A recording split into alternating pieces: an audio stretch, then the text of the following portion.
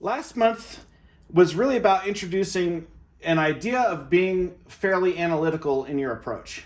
Okay, so by that idea of background, foreground, middle ground, it really starts to get you to think about how I'm going to move through this painting. How can I move through every painting?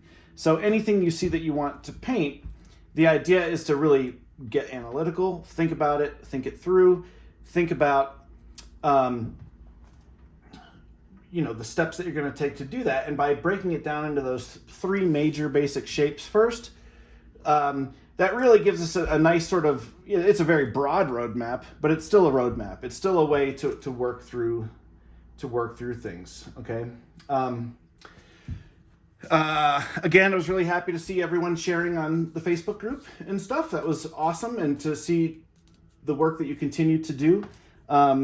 It's really nice to have that space. And again, thanks to everybody for being on there and sort of playing in there and commenting and stuff.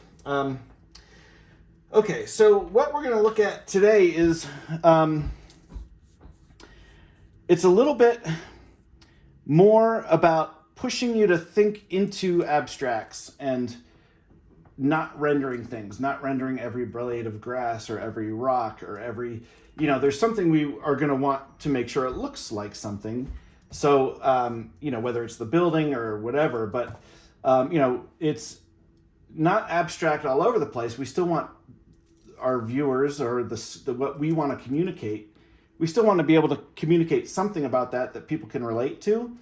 But the fault is when we try to get in and over render too much and kind of give too much information. So the more we can stay poetic and abstract, the better. If you want to work in a more expressive kind of way. I just had something really funny I was going to say. Shit, I lost my train of thought.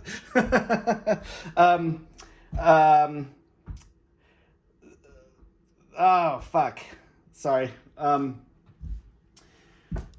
The problem is I'm looking at all of you, and I have to close this because it's distracting. Hold on, let me close that. Okay, there we go. Now I can only see me, which is also not that good.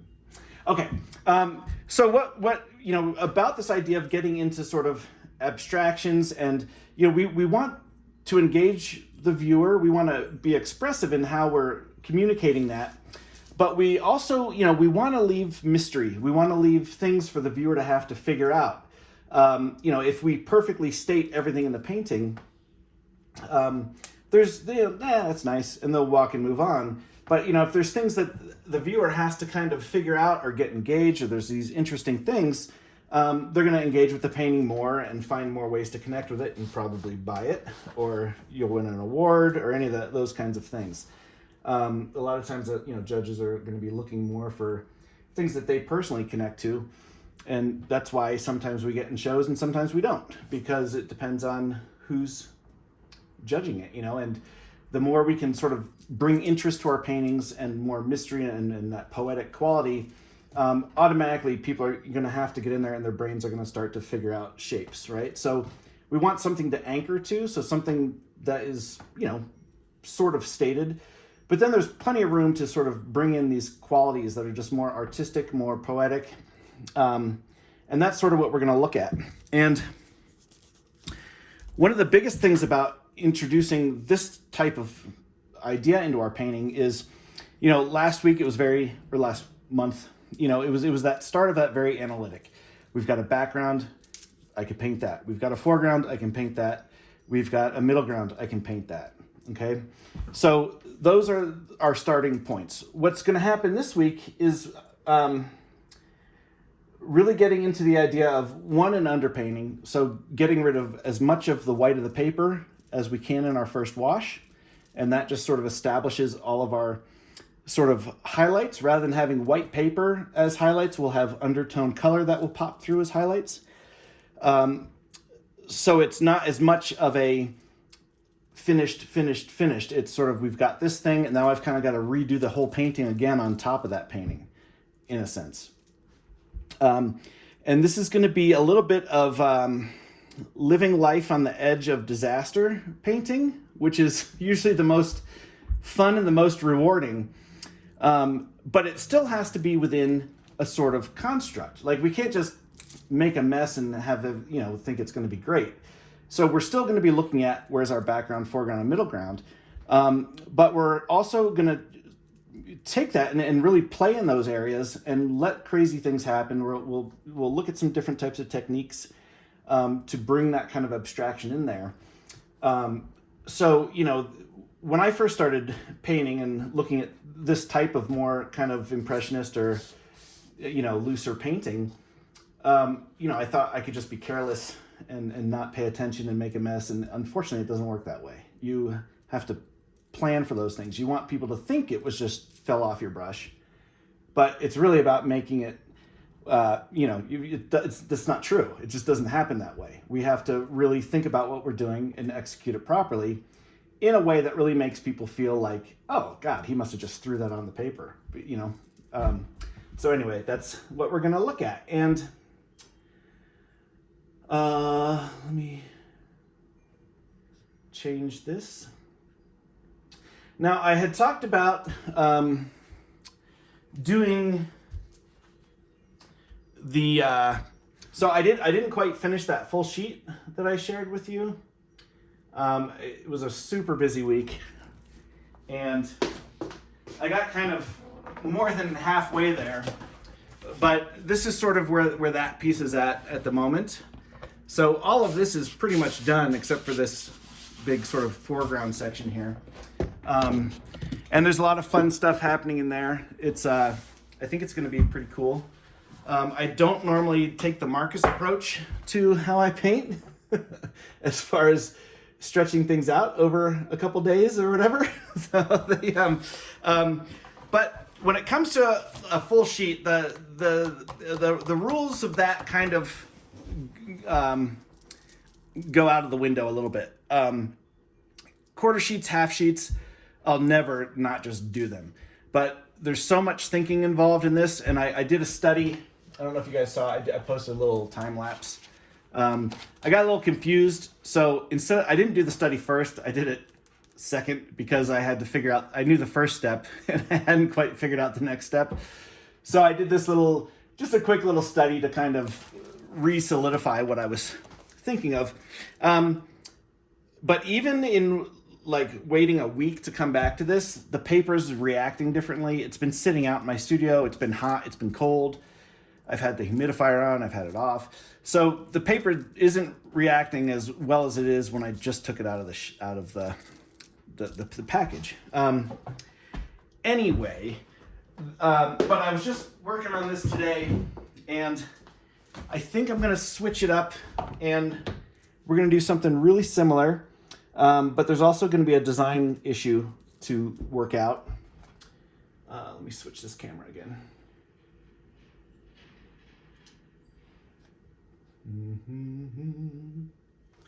And this will also talk a little bit more about taking an image, taking a reference picture, and then making the painting that we want to actually make.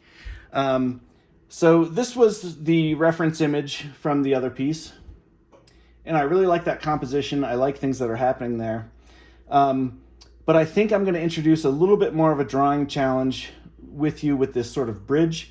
And, this is basically the same painting, sort of. A lot of the same concepts are going to be in here. And this could be a huge fail by switching this up.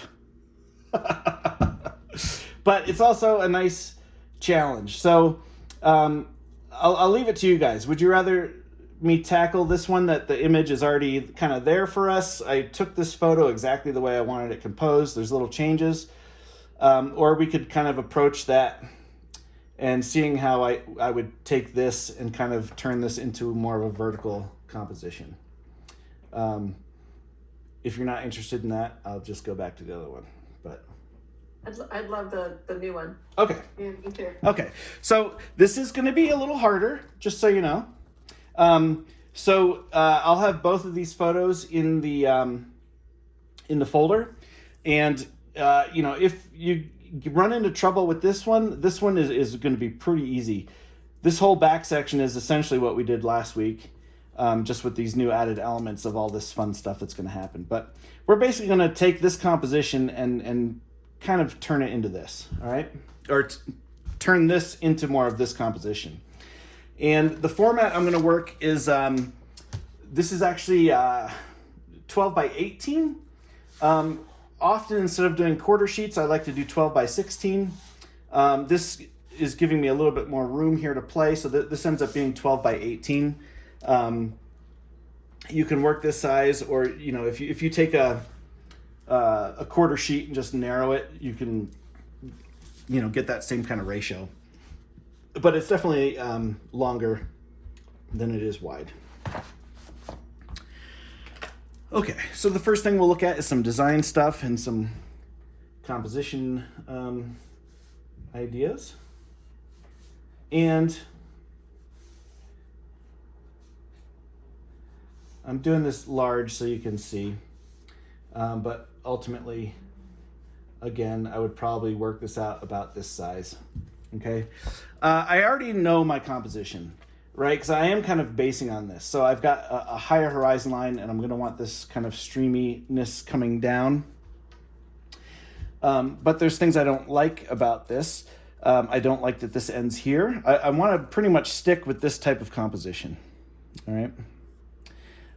So it's gonna do a couple things. One, it's gonna put the bridge a little farther back, but I'll start here and say the top of my bridge is here.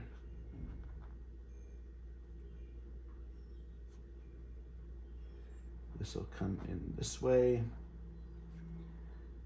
And there'll be a little light there, and then we're just gonna have this kind of come down that way.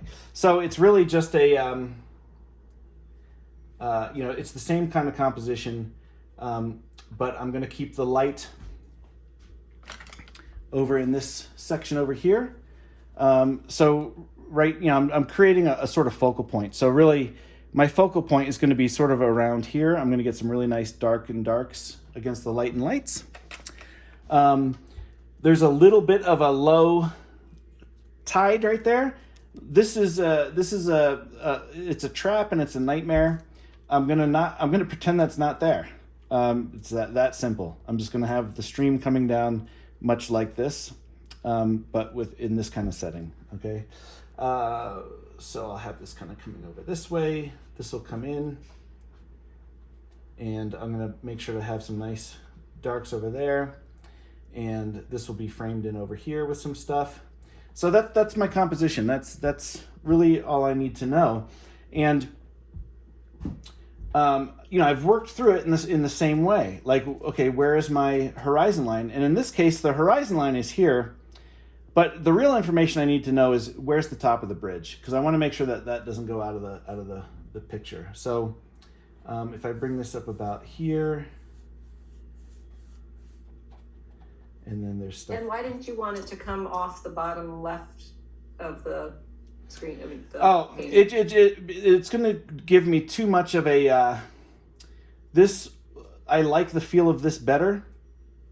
It's still a pretty severe angle here, but having that come down, it gives me. It's just a choice, I guess. But I want to make sure it doesn't come out of the center, and I could either have the water coming out here, or I could have the ground coming out here. And because I'm stretching this so long, I feel like if I bring this straight down, well, I guess that's not bad.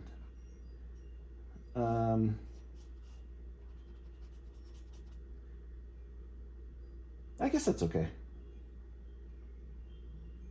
Yeah, that'll work out. That makes sense, but the angle might be too severe. Well, so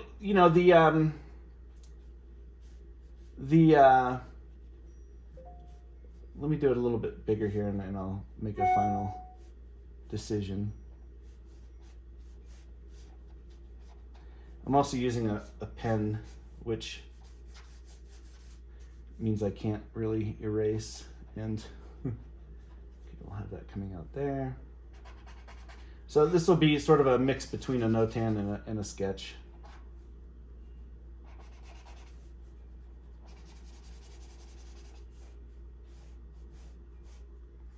I'll have have something back here.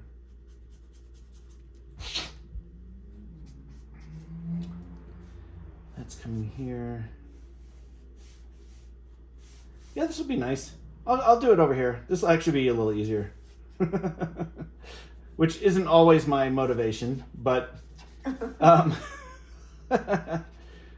sometimes it is.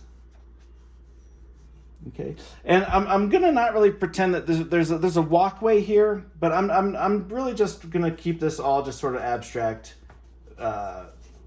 This stuff here, so I'm kind of taking all of this stuff and just bringing it down.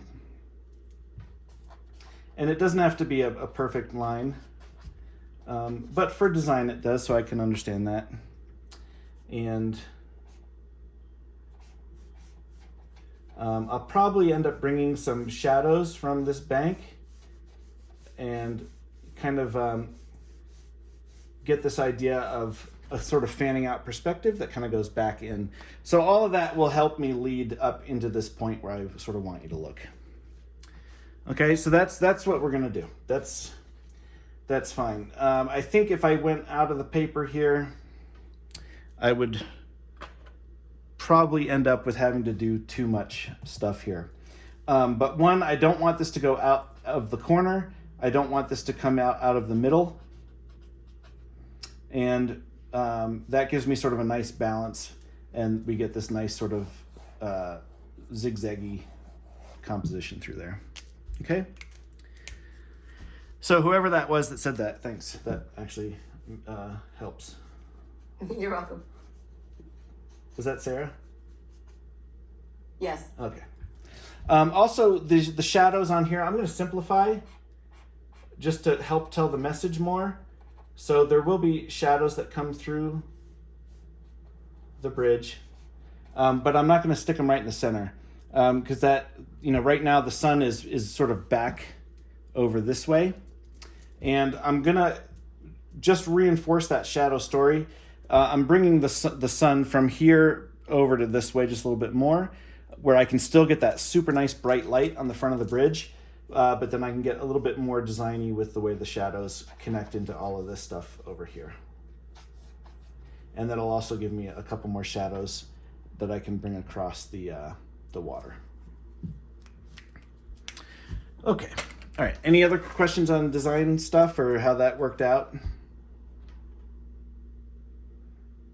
And, really, I'm using this. This is basically the same composition, just with different stuff.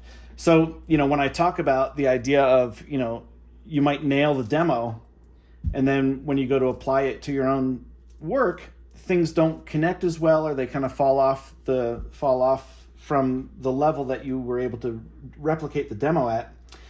And the reality is I'm always doing this. I've got compositions so locked into my head about what works and what doesn't.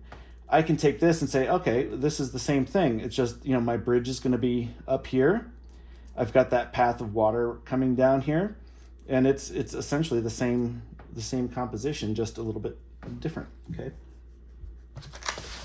Okay, so this is going to go over here because I've already figured it out. So when it comes time to transfer onto my paper, I don't need to refigure all of that out. I've already got it figured out.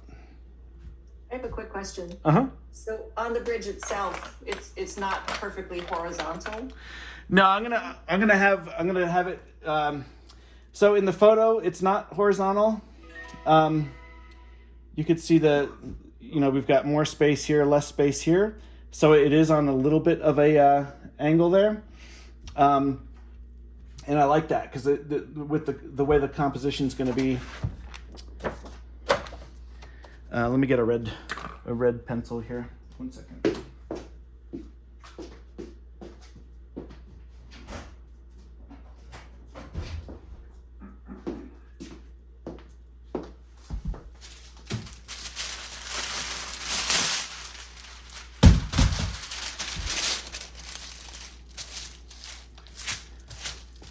Okay, so what I'm looking at here is, if it's flat, it's just kind of a dead end, where this kind of boom leads me down here. This will lead me over here. This will lead me back. This will lead me back. This will lead me down. So, and then with the way these branches come over here, they're kind of vaulting me over to this spot. So that's kind of the movement I'm looking for. Perfect. Thank Okay. you. Mm-hmm.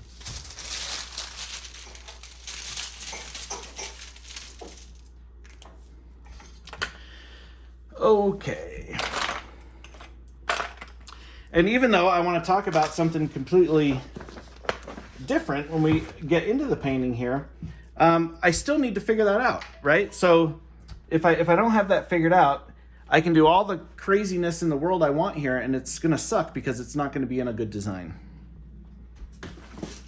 So it's always, I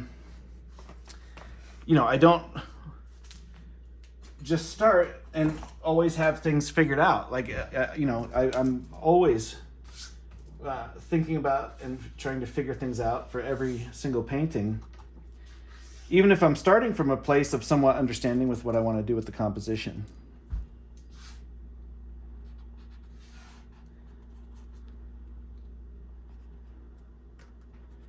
Okay, so I've got my thirds marked in there. Thanks, Marcy, for the Sharpie. It's come in handy.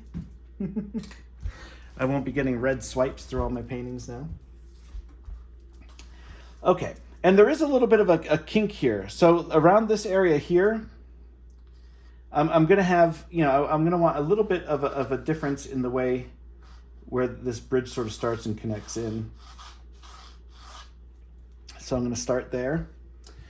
And I'm just breaking down my shapes now.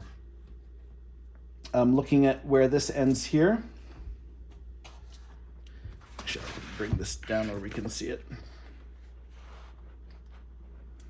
Okay, so my halfway point is about here. I want to make sure this doesn't go to the halfway point, but it's also a little lower than where that third is. So I'm kind of using that to gauge.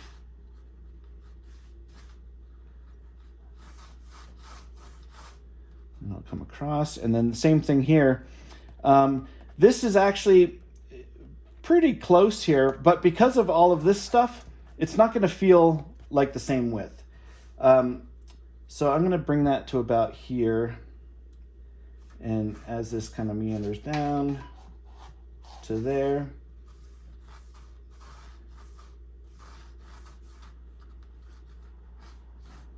and I want to bring that in just a little bit more. And this arch is going to be, here again, here's the center. I don't want the center of the arch exactly center. It's going to be slightly kicked over.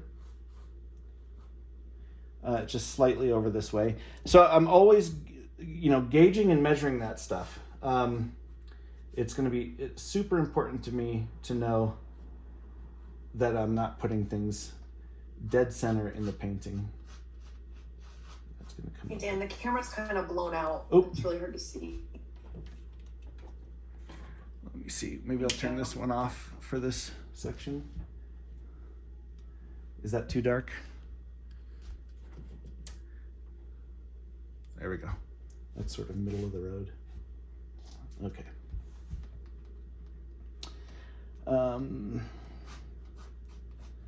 Some stuff here.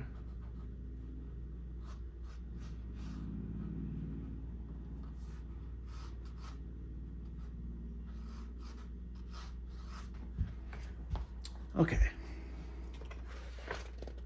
I'm bringing this over here so I can see my photo. So I'm being very careful to make sure that the widths of these are the same. This actually continues back and is going to come, and I've made these arches way too big, or too curved. Unless you're from Denver, you won't know the difference. But I will straighten them out just a little bit.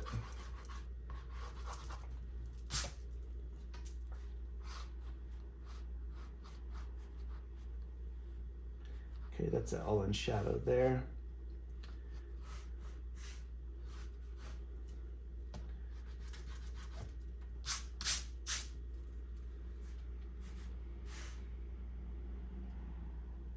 This can actually come over here. Okay, so as I'm drawing, and especially with a structure like this, I will be careful to make sure that I'm sort of making sense, that these points all end in the same place, or else it'll just feel off. It'll feel like I didn't pay attention. So, when I talk about, well, there's a little bit of drawing in this. This is the only thing I have to draw, so I might as well take a minute to make sure it's feeling the way I want it to feel. Oh, this line is wrong. Okay, there we go. And really, with erasing or anything, it's just getting rid of anything that's going to make me confused.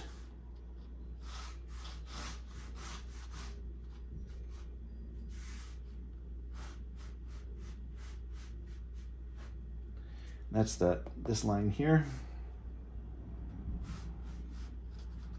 Okay, this is all going to be a mess over here. This creek kind of does it around the corner here. So back here, this is where my sort of true horizon line is.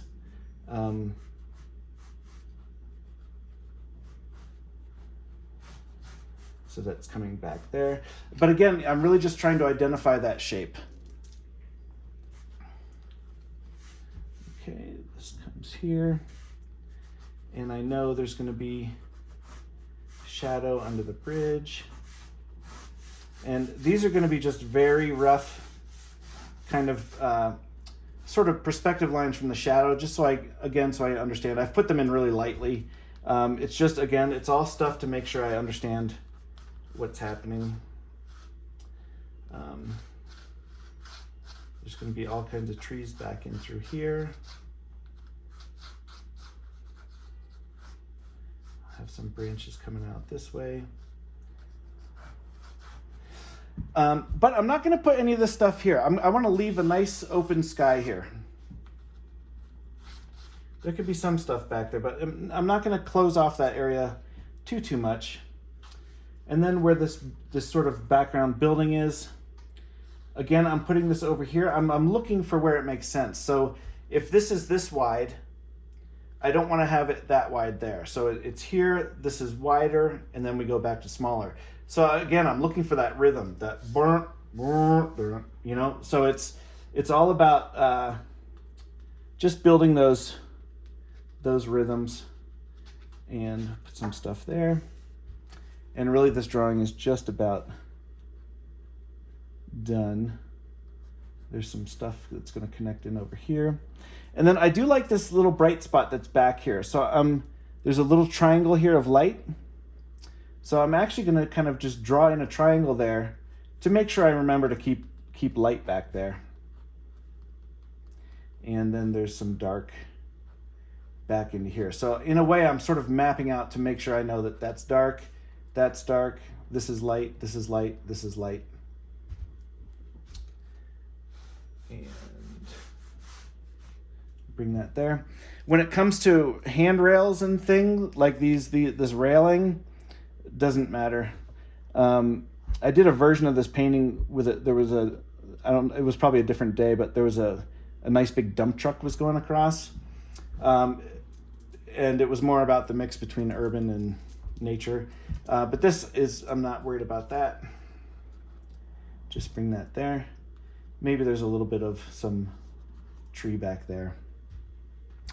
But everything in here, I don't need to draw any of this. That's really all I need to draw. Okay, so that's how I've worked out the design process. Any questions on that? Hey, Dan, I have a question. Uh-huh. So when we talk about perspective on the water, Uh-huh. sometimes I try and put in perspective lines, but it ends up making, I worry that water is going to look like it's on an angle. It's uphill if the perspective lines are diagonal, kind of the way you got in the drawing. Right. Well, so what we're going to end up doing is very much like this painting here, where we get this reflection coming down. I'm actually going to mix a little bit of that into here. So I am going to have some reflection coming down here. And these lines are going to just be shadows from the trees over here that are kind of cascading across. And again, that's going to be about rhythm and pattern. So if we look way back here, we could see there's like light, there's dark, there's light, there's dark. Mm-hmm. And I'm just sort of putting in the idea of knowing that I am going to have some kind of shadows here. But those are going to actually go on top of the water. Okay. So I get what you mean. But ultimately what the idea of this is all going to be so abstracted down here that, and we're going to have this really nice bright focus point up here with hard edges. So the same way, like if you look at this photo, or let's go to this one. But if you just concentrate on this area here, which it's hard to do right now with where that is. But the idea is if I'm looking here, none of this matters. None of this detail matters. Because if I'm zeroed in right here, I can see snow on top of the mountains. I can see the house. But all of this just becomes fuzzed out. And if I focus in on this, I can't tell. I wouldn't even know there's a house up in here if I focus in on this. So what this starts to get into is sort of directing the focus in a painting. So it won't even really matter what happens down here, because your eye should be going straight to this sort of darkest dark against our lightest light and these nice hard edges. And all this is going to be so abstract that it'll just be interesting to look at. And your eye will skip right over that and go voom, right up into there. Okay. Theoretically. Okay. Okie doke. All right. So, like I said, this is going to be kind of seat of your pants, holding on for dear life. Mistakes are a good thing. I've got to be able to mix in a hurry. I've got to be able to move quickly and kind of do things in a way that are in the life of this painting. But as I'm thinking analytically, before I get into all that fun business, I'm making sure I understand, again, I've got this light spot here, I've got a light spot here, the bridge is going to be light. I know I'm going to have this interesting dark in design on top of the shadow on the bridge. And I know that I'm going to want to establish a sort of underpainting, because I do want this to glow. I want a nice glow of light there. And I'm, the first wash is going to just be to get rid of as much of the white paper as possible. All right, so in that sense, I know I can kind of relax. Like, I just have to throw a bunch of paint, pigment on here. I will still be thinking about keeping this light. I will still be thinking about having this water much lighter here. It's going to get a little deeper as it comes in. Same thing with the foreground. I'm going to keep a lot of light here, have it get deeper as it comes towards me to really build that idea of atmospheric perspective. But ultimately, this is the easiest part. I don't really have to be careful. I don't have to worry about anything. I'm just putting in the lightest tones of everything I see in here. So I'll start, I'll get this nice light sky color, but I'll get a nice sort of warmth into the bridge. I'll start to establish this sort of blue and ochre colors. Then I'll start to think about, well, what can I do while that's still wet? So before that's dry, I'll probably rough in some of this back foliage stuff to just be sort of this fuzzy kind of, warmth back there. I can only do that when it's wet. So I'm also thinking about, well, what else can I actually take care of at this stage of the painting? And it's a thinking through process. And I've never actually done this exact painting. So I'm thinking through it in real time with you because I don't really know. I don't know exactly how this is going to come out. But I know it's probably going to be pretty good. No, sorry, not from an ego standpoint. But I know it will be, I know how I can make it work. Whether it has magic in it or not, that's another story. But I know what I can do to probably make this work. All right. Okay. So then this is going to be a 3-wash painting plus the underwash, or is the underwash already wash 1? The underwash is wash 1. And so the idea of the 3-wash painting is the basic idea of that is to make sure that you don't get into overworking your painting. So, if you can do a fine painting with more than 3 washes, maybe 4 maximum. But, so the real idea is to think, okay, underwash, that's going to establish all of my color. This is more of a color piece than a tonal piece. So this first underwash is going to establish my bright color of the bridge, the brightest colors of the water, all of the lights that are in the foreground here. Wash number 2 is going to come through, and I'm going to start over here and connect in these trees, and it'll come right into the dark bits of the shadows that come through here.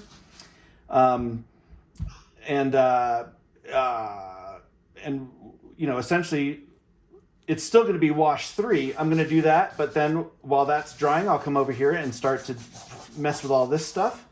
So that's the second layer, so to speak. The last layer is going to be punching in any super darks and then the sort of shadow shapes.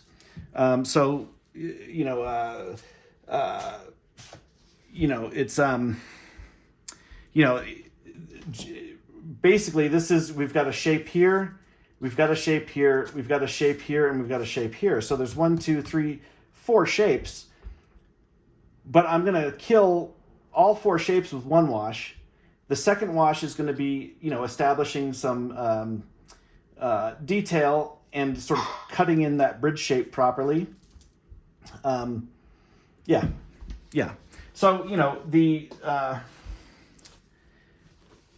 the idea of the 3-wash painting is to think through it and see how little steps you can do to get through it, right? So I figured that out with what my first wash is going to be, what my second plan of attack will be, and then the third wash will be basically buttoning it all together. Okay? Okay. Okay. All right, this brush was dirty, so let me just clean that out. All right, so as I work through this, this first wash, I want things to mix and mingle. I want the pigment to run into each other. So I'm going to move through this quickly. I'm going to move through this as if it's all one painting, which it is. Okay, so I'm just getting a nice something for the sky here.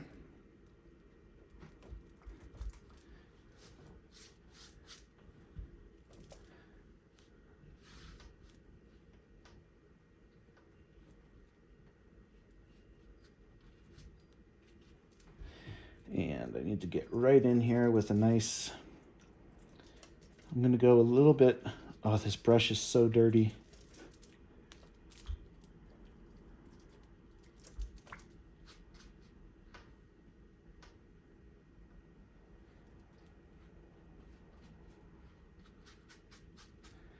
Okay, so I'm just really just putting in that tone. I don't care that all this stuff is running together. I don't care that a little bit of blue is coming down. I did leave a little bit of a highlight just to leave some light hitting the top of the thing there. Now I'm actually going to switch brushes.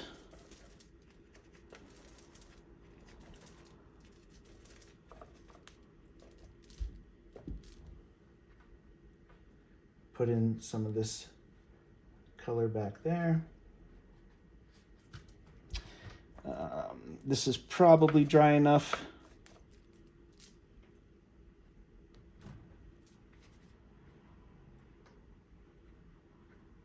Put in some of that. And I'm going to just really drop stuff in here so it's all soft edged. I'm not covering it up, but I'm leaving, I'm leaving some blue through there. That's all going to make more sense later. But I want this to be soft back in there. Okay, now I can start with this main water wash.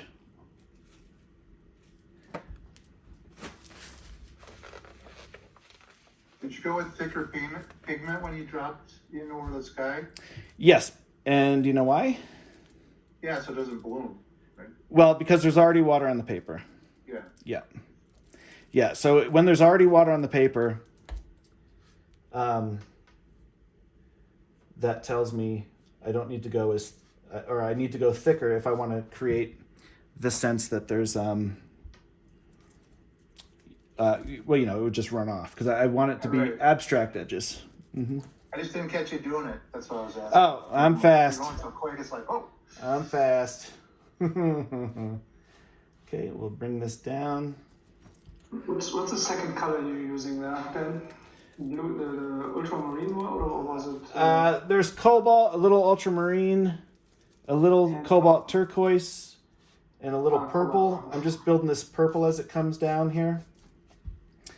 But again, I don't want this to get too dark because I am going to put shadows on top of that. Okay, and I'm going to come right over into here. Oops. Fuck, that brush is completely... I've got to wash it. I didn't wash it from before, and it's got something really dark in it. So, okay, so here we go. I'm going to put in some really warm stuff here. And before that can even think about drying, I'm going to come in and just wash it down.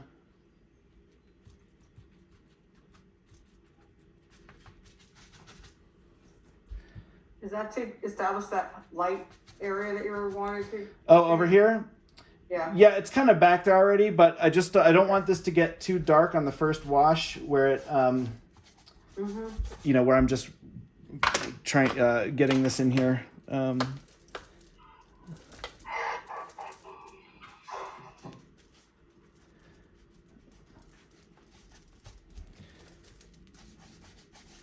And I'm not super worried about texture yet, but I am getting a little bit of, I am kind of letting this run into each other.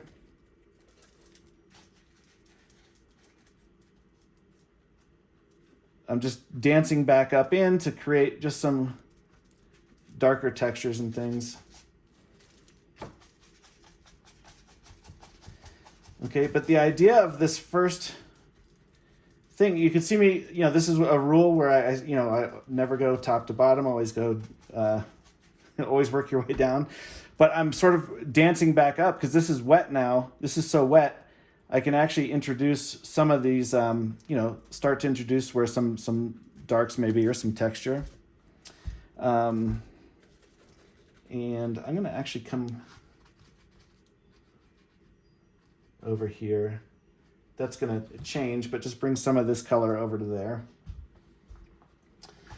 And let's see, I'm going to spritz also.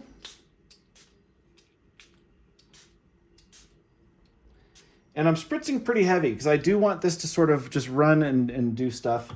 I may turn this way and just spritz on that and let that kind of fuzz out.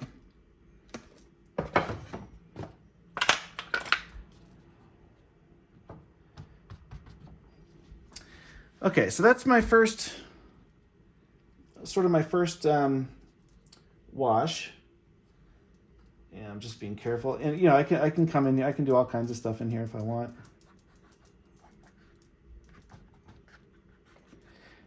This will all be covered over again. So this is really just to establish some kind of under texture or something.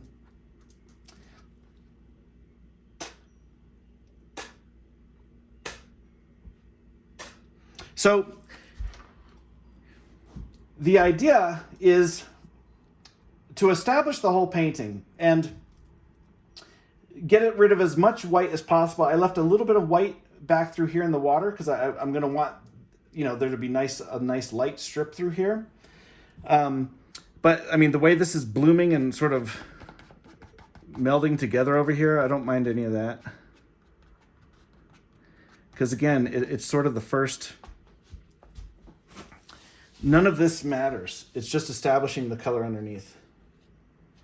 Which matters because when I go to now paint it a little bit more carefully, I don't want to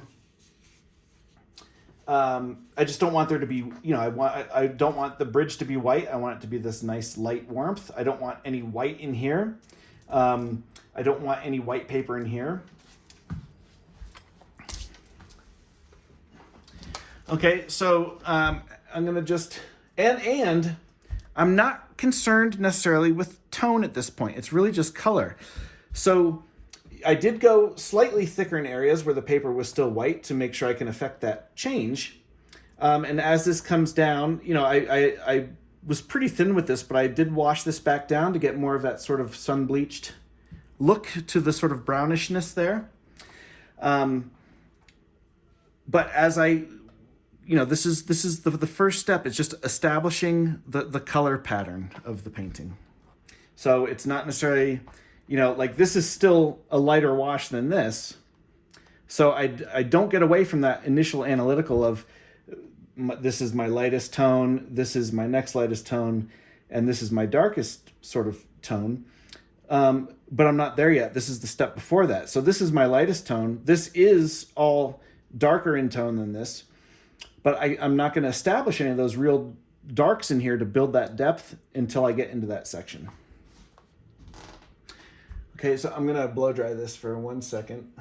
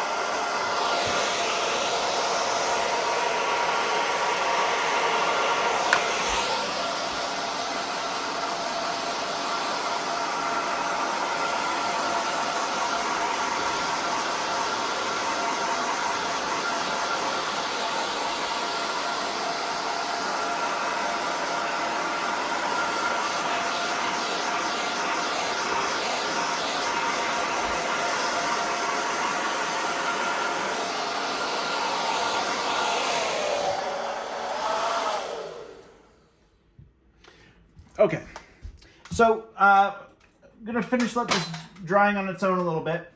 And one thing I'd like to point out is now that I have this initial tone in here, or these initial colors, you can kind of see the shape a little bit better. So essentially this blue starts light and it comes down and it gets darker here. But this is basically a two-shape painting. Okay, we've got this shape and then sort of this shape that comes up behind there and through, right? So we've got two shapes that are interlocking. This is interlocking over here, and then we've got this nice big connecty shape. And when I'm working out the composition, and even in here with, getting more into the no-tanny thing, what I'm really thinking about is, this is a wonderful shape here. And that's, really important for me to see that. This is gorgeous. Like I said, in this first wash, you can have blooms, you can let things mix and mingle. I was careful to leave a little bit of a highlight on the top of the bridge here. But I didn't mind that this overlapped and some of that sky bled into there.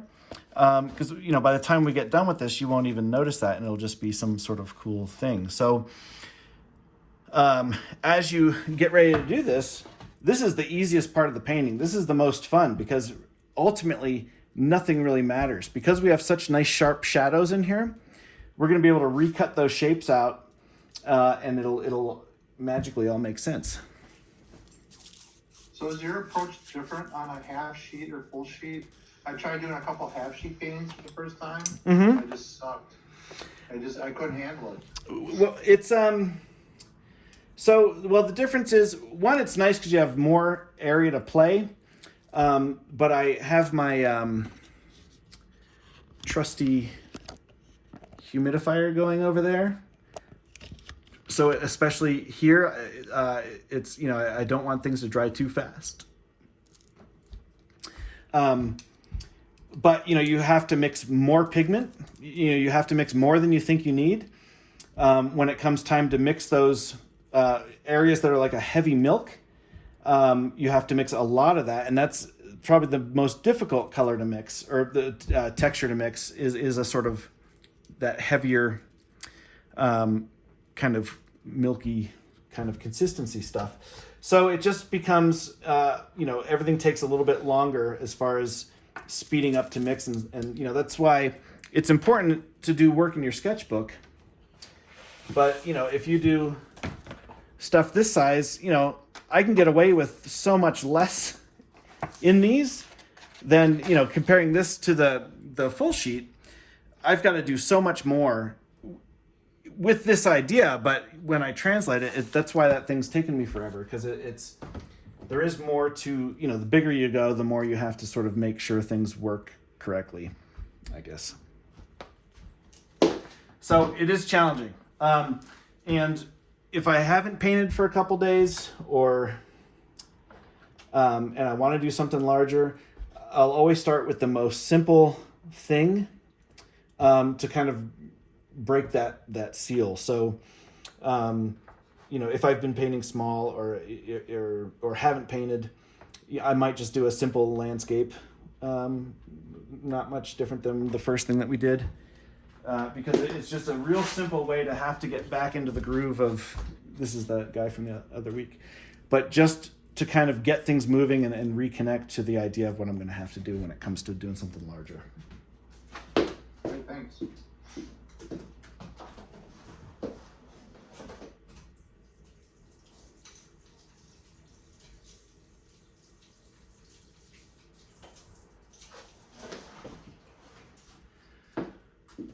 Okay. Okay, actually that's the first part in the first hour. So I'm going to pause the recording here for a second. And I just need to run to the bathroom real quick. So we'll take a 5-minute stretch here, okay? Because I also want to make sure that this is completely dry before I move on. All right? So I'm going to pause the recording. Recording stopped.